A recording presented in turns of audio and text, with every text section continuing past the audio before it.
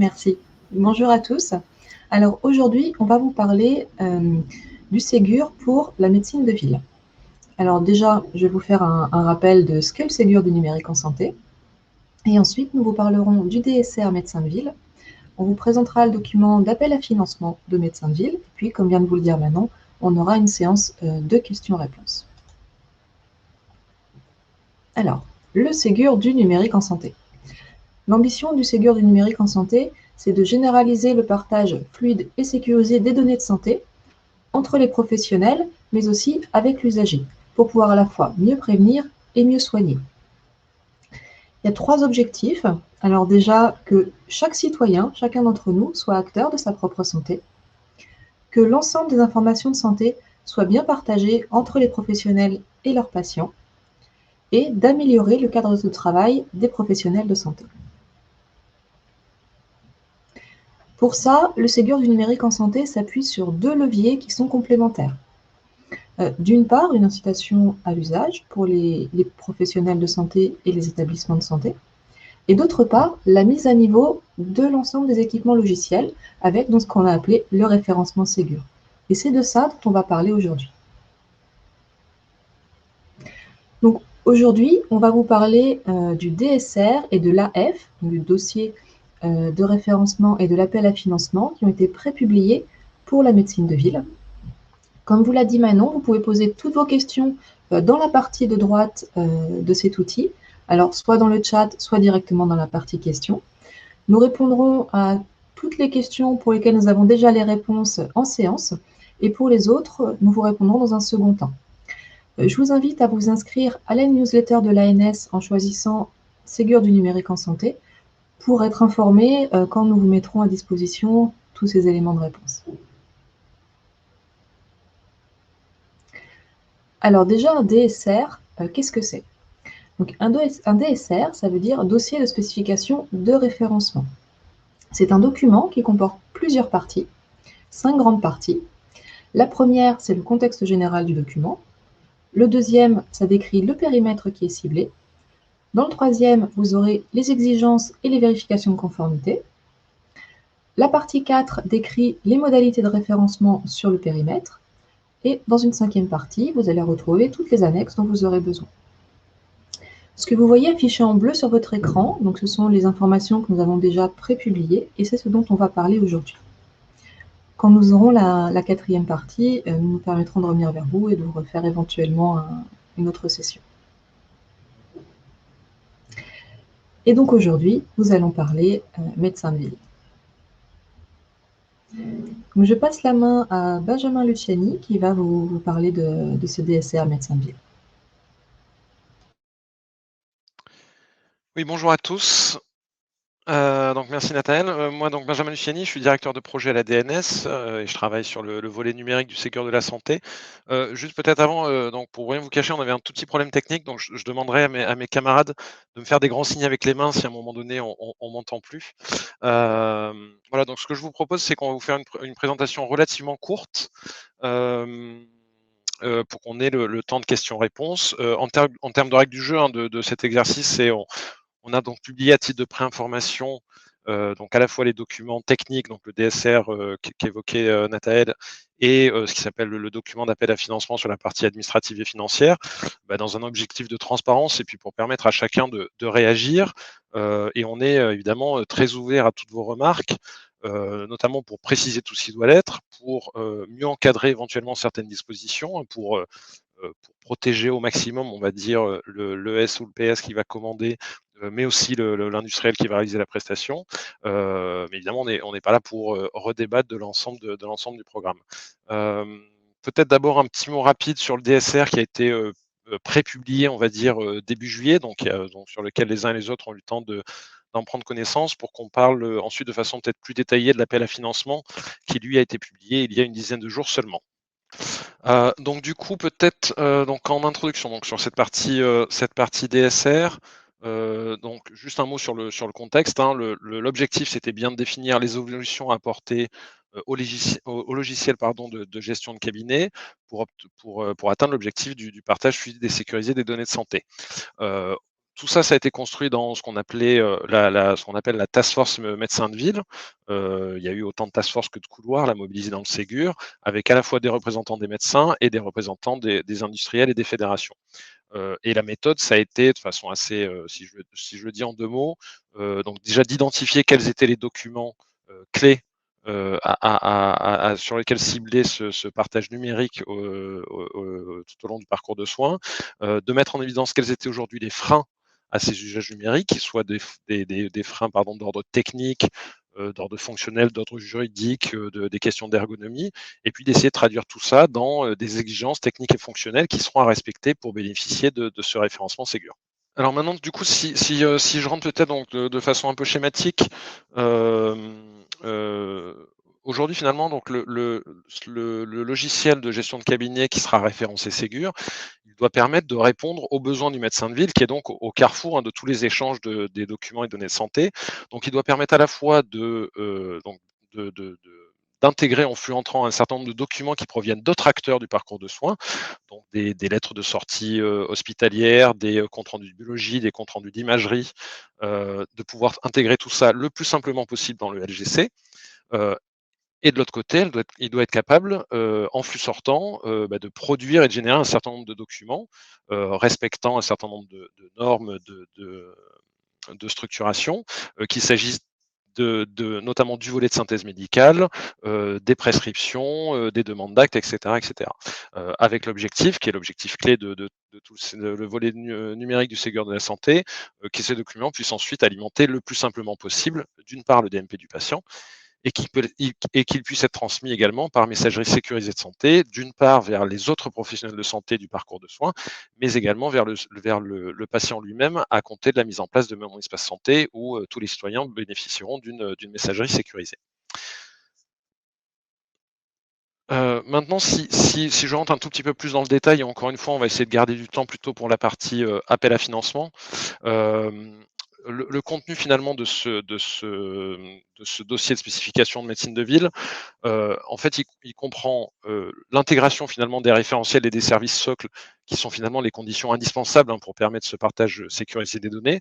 Donc, l'identité nationale de santé, évidemment, le DMP, la messagerie sécurisée de santé, ProSanté Connect, et puis dans le cas de la médecine de ville, 2 points particuliers qui étaient d'embarquer l'e-prescription d'une part et l'AppCV, qui est donc la possibilité pour l'assuré de s'identifier via une application mobile, avec un point, si je fais une toute petite parenthèse là-dessus, un point qui avait été l'objet de nombreux travaux là, dans le cadre de la task force, avec une possibilité là, qui est ouverte dans le cadre du Ségur par l'assurance maladie, de s'homologuer, on va dire, non pas d'un coup dans tout l'addendum 8 qui contient lui-même l'AppCV, mais dans une procédure en 2 temps, c'est-à-dire un premier agrément centré sur l'AppCV, qui lui est basé sur l'addendum 7, qui donnera un délai dans ce cas-là jusqu'à fin 2022 aux éditeurs pour, on va dire, embarquer et développer l'intégralité de l'addendum.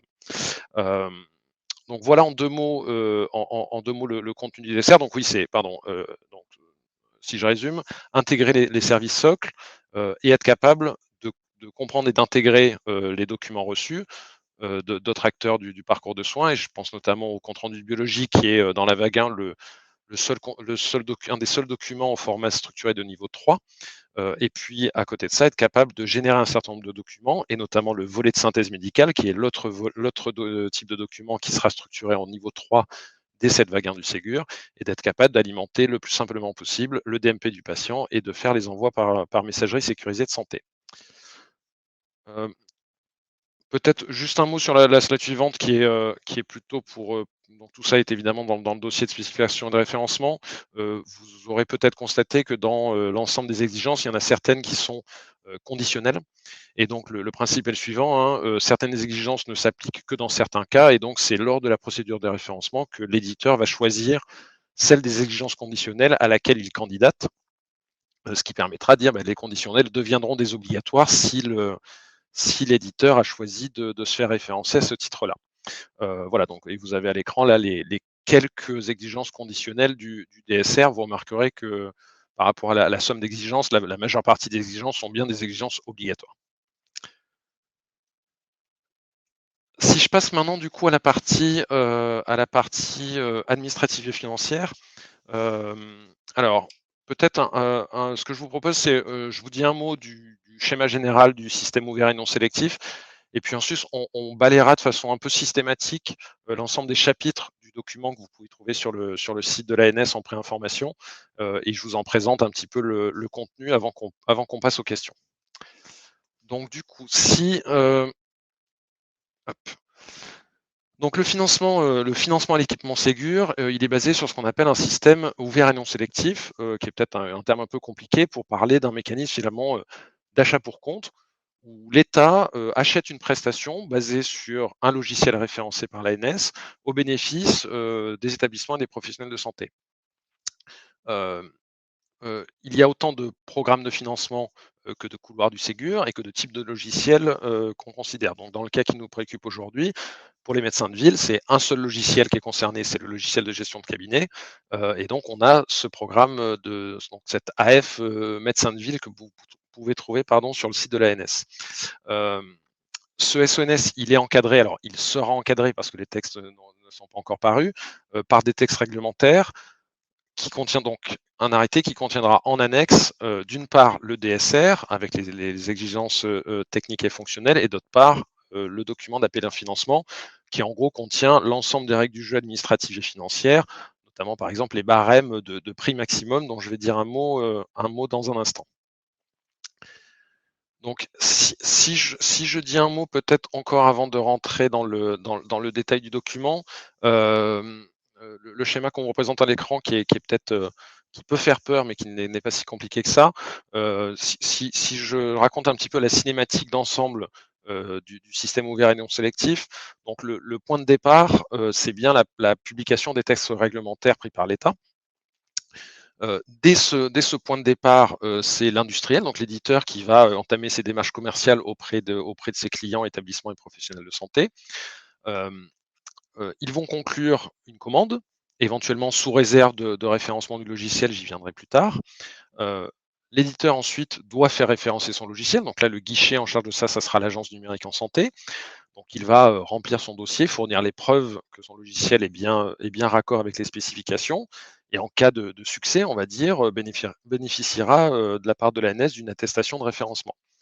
Fort de cette preuve de référencement, il va pouvoir là s'enrôler auprès de l'Agence de services et de paiement, qui est l'opérateur qui va gérer toute cette partie administrative et financière, et auprès de laquelle il pourra, déposer des demandes de financement, donc sur la base d'un bon de commande, qui va lui donner droit, déjà à l'ouverture du financement et puis au versement d'une avance.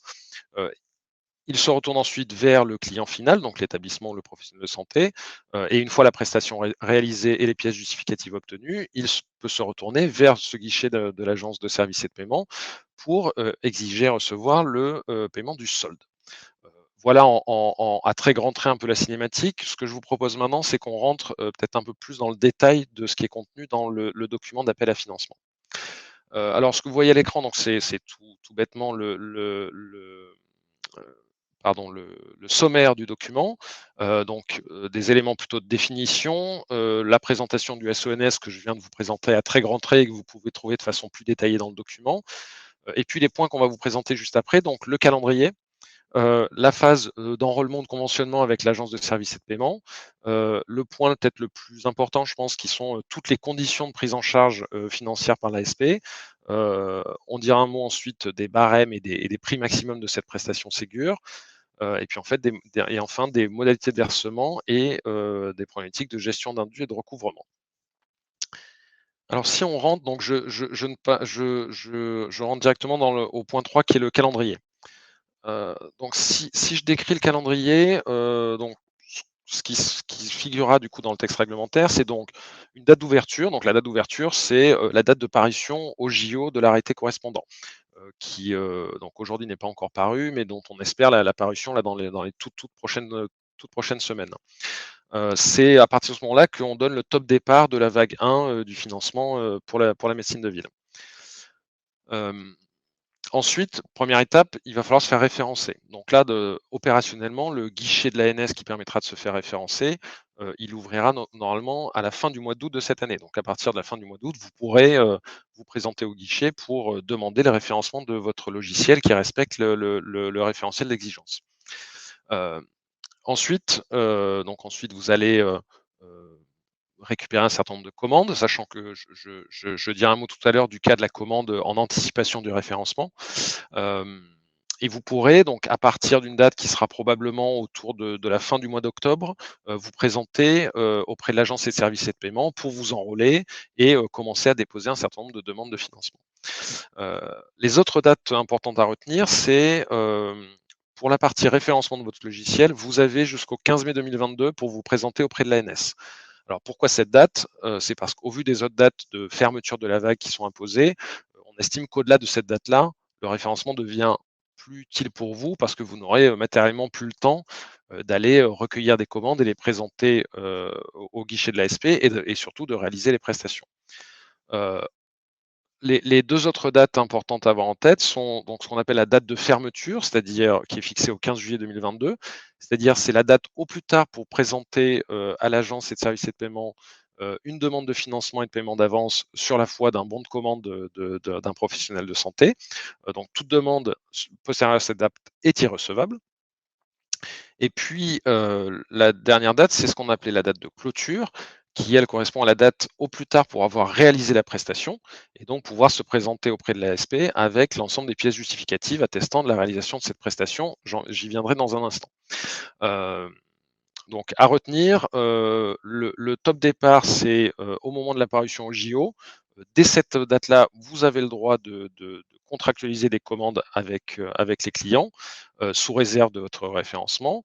Hem, Vous avez jusqu'au 15 juillet 2022 pour recueillir les commandes des clients et les présenter à l'ASP et vous avez jusqu'au 15 octobre 2022 pour réaliser les prestations. Si je poursuis sur la partie, donc je poursuis le schéma que je vous ai présenté rapidement tout à l'heure.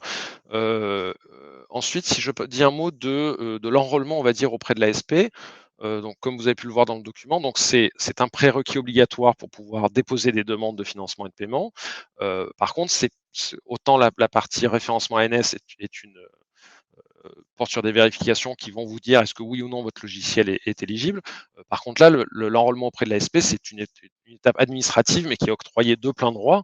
Alors de plein droit, dès lors qu'on est sur une solution référencée qui est effectivement proposée à la commercialisation sur un marché concurrentiel, ce que ça veut dire, ce qui veut dire peut-être en français plus direct, que les solutions qui sont développées in-house par un établissement, par exemple, pour son propre compte, ne sont pas éligibles à ce dispositif. Évidemment, sous réserve de la complétude du dossier, mais ça, c'est bien le moindre. Et donc, elles sont octroyées de plein droit, soit à l'éditeur, qui a été dûment référencé par l'ANS, soit à son distributeur que l'éditeur a déclaré auprès de l'ANS. Je parle du distributeur qui serait lui amené à porter le contrat pardon, avec le client final. Je ne parle pas d'un agent commercial éventuel qui ne ferait que l'acte de vente et auquel cas le contrat resterait porté par l'éditeur. Et l'ASP tiendra à jour sur son site internet une liste de ces opérateurs qui, ayant été référencés par elle, sont donc autorisés à s'enrôler auprès de l'ASP. Et puis chose importante, effectivement, autant la prise de commande en anticipation est autorisée, autant pour s'enrôler auprès du guichet ASP, ça ne peut se faire qu'une fois que vous avez obtenu votre référencement auprès de l'ANS.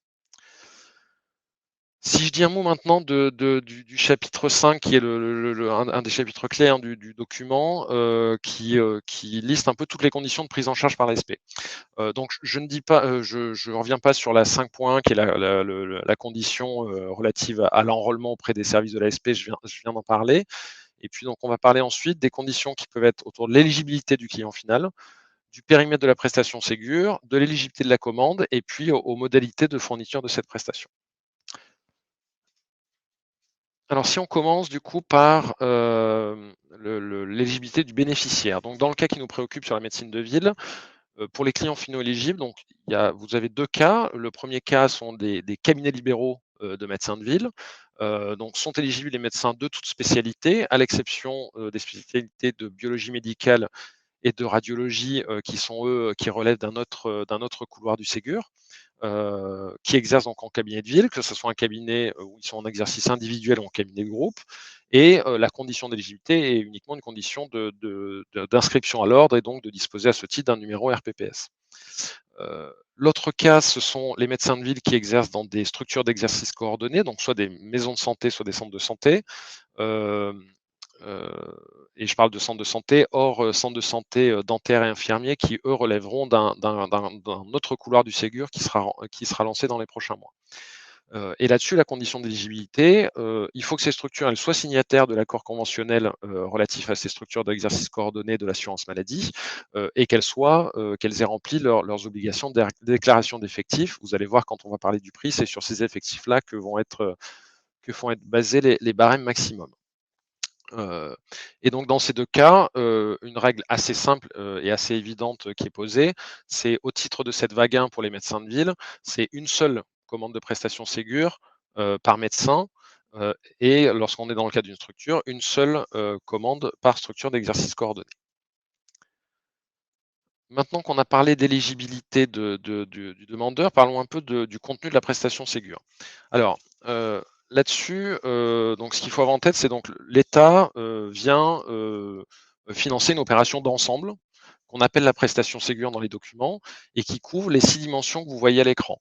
Donc à la fois le droit d'utilisation du logiciel pour la partie qui est couverte par le DSR, les frais d'installation, de configuration, de qualification, la maintenance corrective, j'y viendrai dans un instant, lorsque c'est nécessaire, et donc c'est notamment le cas pour les centres et maisons de santé, l'accompagnement, l'obtention d'un certificat serveur, le suivi du projet et puis la formation des professionnels de santé.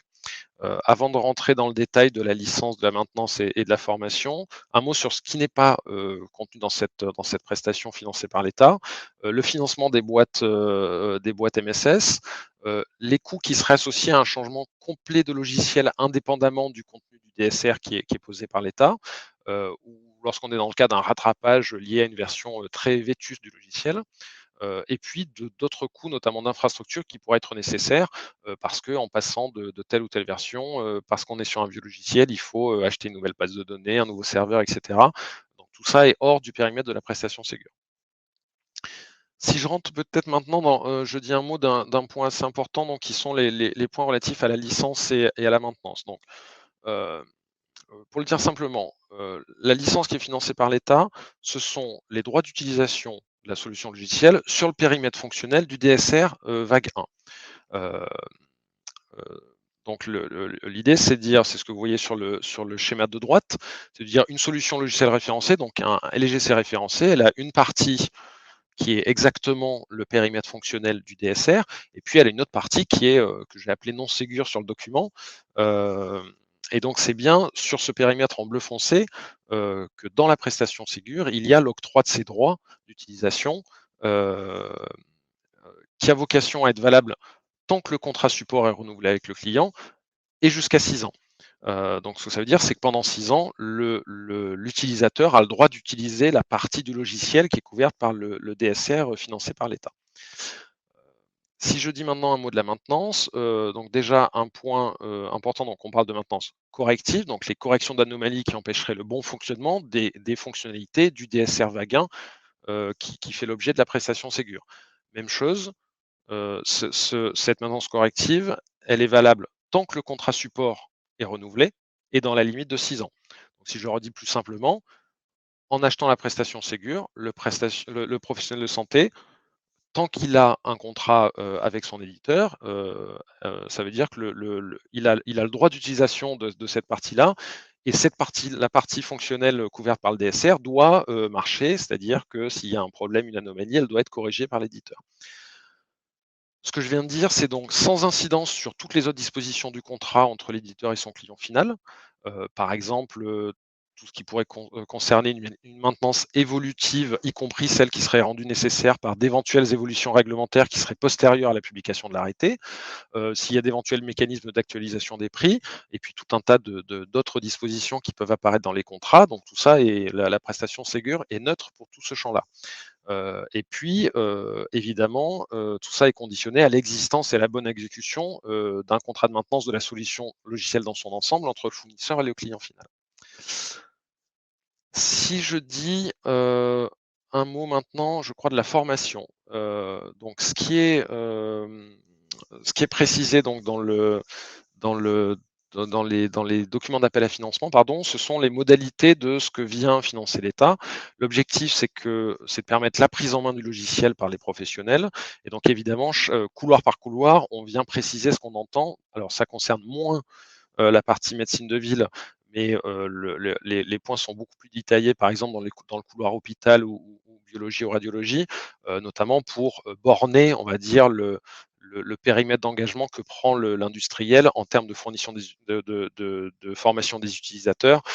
Dès qu'on est, la logique, hein, c'est que dès qu'on est sur des structures assez grosses, bien évidemment, il ne s'agit pas de former individuellement l'ensemble des utilisateurs, mais dans ce cas-là, de former des formateurs, et donc tout ça est précisé dans les différents appels à financement.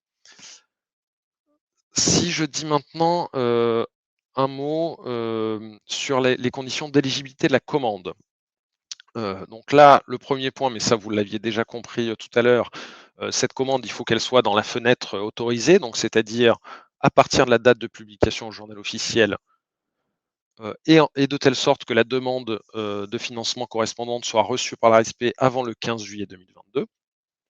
Et évidemment que cette demande de financement, elle soit, déposée selon les conditions qui sont explicitées dans l'appel à financement, notamment en termes de transmission de pièces justificatives. Si je dis un mot maintenant des cas des commandes que vous seriez amené à conclure avant le référencement de la solution, logicielle par l'ANS. Heu, donc ce point-là est tout à fait autorisé, avec une limite, qui est posée. C'est donc, l'idée c'est de permettre une anticipation par rapport au référencement de la solution, mais dans une limite de 4 mois.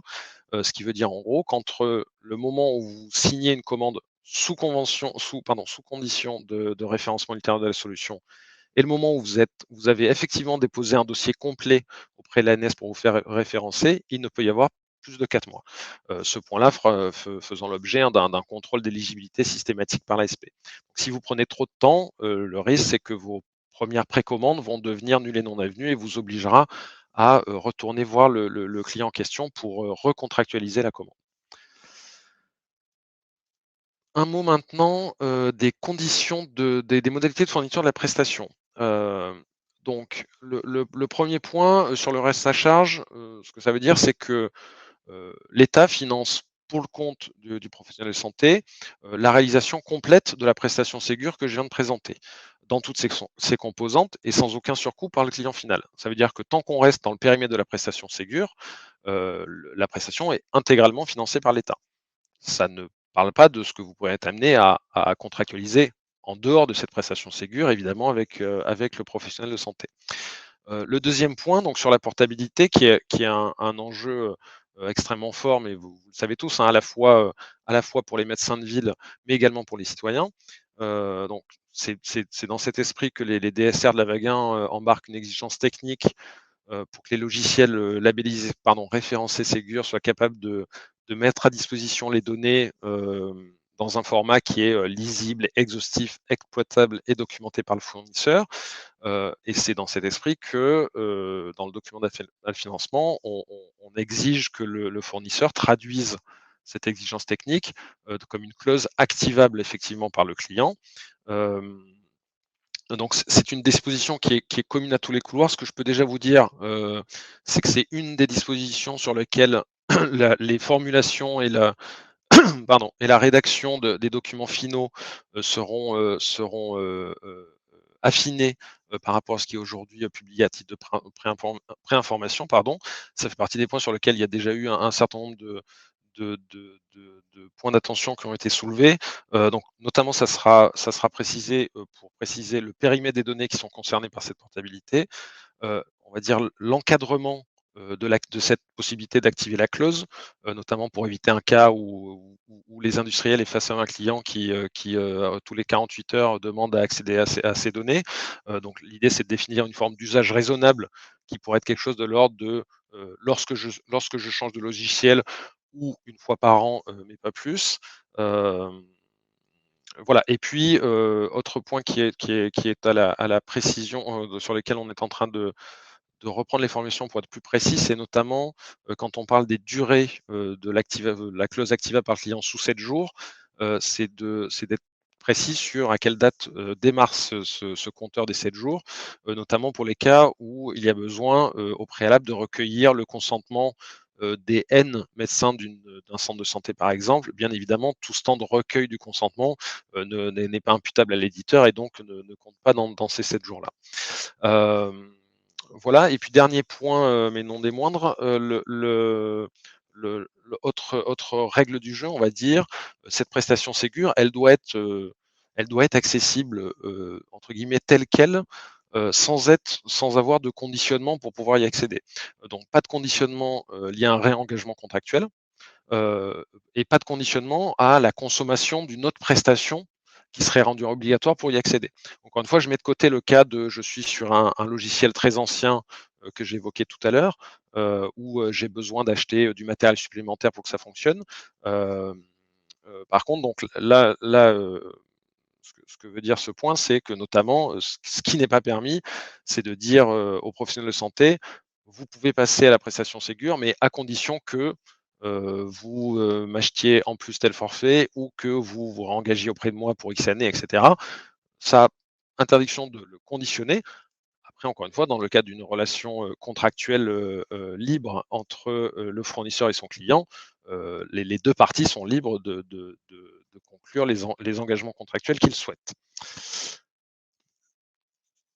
Si je passe maintenant, si je passe maintenant aux questions de prix, oui, pardon. Donc le principe et vous l'avez vu dans le document d'appel à financement, le principe, c'est que l'État vient fixer un prix maximum pour cette prestation Ségur dont il définit le périmètre. Donc c'est un barème qui est spécifique à chaque couloir de la vague 1. Donc les barèmes qui sont établis, toutes taxes comprises. Lorsque le client n'est éventuellement pas assujetti à la TVA, bien évidemment l'État, prendra en charge le mont à hauteur du montant hors taxe et ce montant il est versé directement au fournisseur, ce qui est une des particularités du système ouvert et non sélectif qu'on met en place, en 2 temps. Un premier temps qui est, sur la base du bon de commande, validé par le client final, hem, à la fois l'autorisation du financement et le versement d'une avance correspondant à 30. Je ne reviens pas sur le point des 120 jours calendaires, hein, on l'a déjà évoqué tout à l'heure. Et puis le deuxième temps qui est une fois la prestation réalisée, le versement du solde, à la fois sur présentation de la copie de la facture, mais surtout sur les éléments, de conditions de versement dont je dirai un mot tout à l'heure, notamment pour, heu, confirmer l'atteinte des premiers seuils d'envoi par MSS et vers le DMP qui sont les objectifs finaux qui sont recherchés par la prestation Ségur. Je vous rassure, on arrive presque à la fin, on va pas tarder à être aux questions. Hem, donc un mot maintenant donc sur le barème, donc ça c'était, général pour tous les couloirs. Si je dis un mot maintenant du barème médecin de ville, donc, le barème se présente de la façon suivante. Pour les cabinets libéraux, c'est un forfait, un montant maximum, quel que soit le médecin considéré, de 430 € par médecin. Quand on sera sur les structures d'exercice coordonné, le montant maximum de cette prestation Ségur, elle sera fixée de la façon suivante: c'est une part fixe de 860 € et un montant qui est par professionnel de santé de 344 €. Alors je dis bien par professionnel de santé parce que s'agissant de structures d'exercice coordonné dans lesquelles on a des médecins et d'autres professionnels de santé, ils utilisent tous le même logiciel donc en fait, c'est dimensionné pour permettre la montée de version pour l'ensemble des professionnels de santé, médecins ou non médecins de la structure. Et l'effectif qui fait foi, c'est le dernier effectif qui est déclaré par la MSP ou le centre de santé, à l'assurance maladie, ou au ministère de la santé.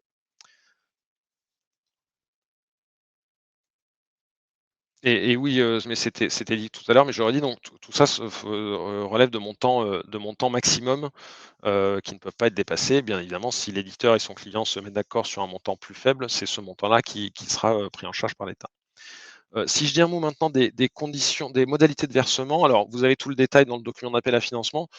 Je vous propose qui liste notamment, l'ensemble des pièces à produire et cetera, mais qui ne me paraissait pas poser de questions. On a souhaité faire un zoom plus particulier sur les conditions de versement du solde, notamment parce que le versement du solde, il est, conditionné à l'atteinte de ces premiers seuils d'envoi, de documents vers le DMP et par MSS. Donc finalement, c'est ce que vous voyez à l'écran là. L'objectif, c'est de dire, lorsque vous venez à l'ASP pour exiger le paiement du sol, ça veut dire que vous dites que vous avez réalisé la prestation. Et donc, au-delà d'avoir un certain nombre de pièces administratives pour le justifier, ce qu'on demande, c'est un engagement de dire, grâce à cette prestation, on a bien pu atteindre ces premiers seuils d'envoi. Les premiers seuils d'envoi étant volontairement des seuils très bas. Je donne un exemple, hein, sur le DMP, c'est d'avoir envoyé au moins 10 documents sur le DMP. Sur un logiciel Ségur où l'envoi vers le DMP est automatique, systématique, même si le médecin peut choisir au cas par cas de ne pas faire l'envoi vers le DMP parce qu'il est dans un cas métier qui le justifie, on doit être sur quelque chose ce seuil-là est atteint la première ou la deuxième journée d'utilisation du LGC Ségur. Donc on est plutôt sur une vérification que tout fonctionne que sur l'attente d'une certaine période d'usage par le médecin. Même chose sur les envois par messagerie sécurisée, où on est sur l'envoi de 10 messages. Et puis un point particulier sur la messagerie sécurisée santé patient, vous l'avez compris, la messagerie citoyenne apparaîtra avec mon espace santé à partir du 1er janvier prochain et progressivement là sur le premier trimestre. Donc, bien évidemment, il n'y a pas de condition d'usage de la MSS citoyenne pour conditionner le paiement du solde. Il y a simplement le fait d'envoyer un message vers une adresse de messagerie citoyenne de test qui sera opéré par l'assurance maladie pour qu'on s'assure du fait que le logiciel sait bien écrire sur ce type de boîtes de messagerie qui apparaîtront chez tous les Français à partir du début d'année prochaine.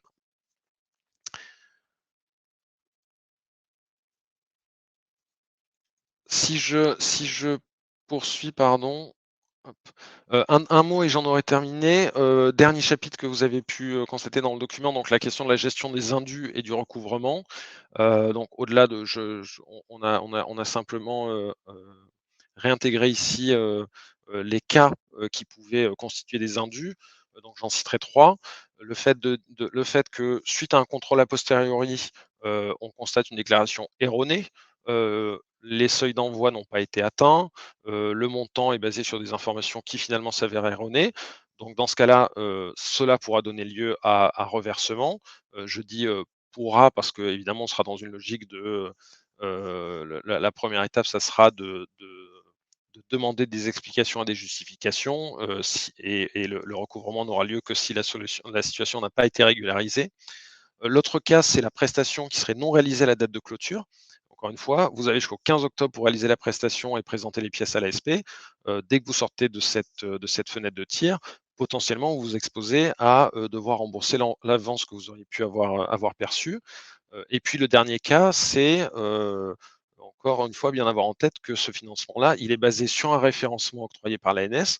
Si pour une raison quelconque, ce référencement vous serait retiré, votre solution n'est plus référencée Ségur et vous fait perdre le droit à l'intégralité des fonds que vous auriez pu recevoir sur ce fondement-là. Donc voilà en 2 mots là-dessus. Voilà, donc on a été forcément très rapide. Évidemment, tout ça est expliqué de façon plus détaillée dans le document d'appel à financement. En conclusion, donc, je vais revenir sur ce que je vous ai dit en début de séance. Je vous encourage à aller vous inscrire à la newsletter ANS. Ça vous permettra d'être informé quand on va sortir tout ce qui vous permettra de rentrer au mieux dans ce dispositif Ségur, que ce soit tout l'accompagnement, tous les outils pour déposer vos candidatures. Donc inscrivez-vous, c'est là que vous aurez les informations. Et puis, d'une manière générale, vous retrouverez toute l'information, tous les documents officiels publiés dans l'espace Ségur dissanté.gouv.fr. Donc vous avez le lien sur la page. Merci à vous d'être venus. Merci à tous. Merci, bonne journée à tous.